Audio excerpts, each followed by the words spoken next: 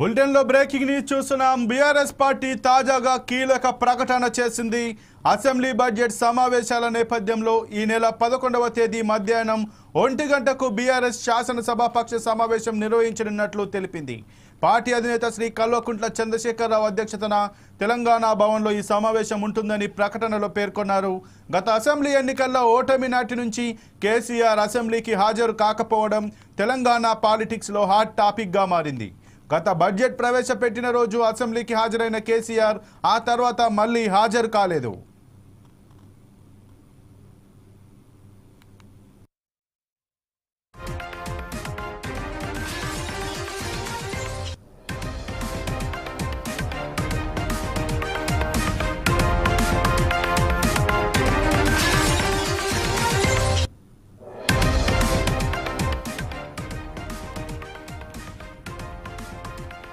BRS party తాజాగా కీలక ప్రకటన చేసింది.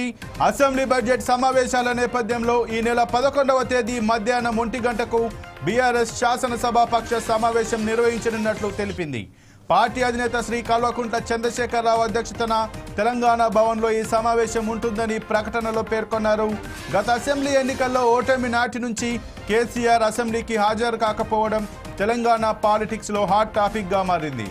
గత బడ్జెట్ ప్రవేశపెట్టిన రోజు అసెంబ్లీకి హాజరైన కేసీఆర్ ఆ తర్వాత మళ్ళీ హాజరు కాలేదు.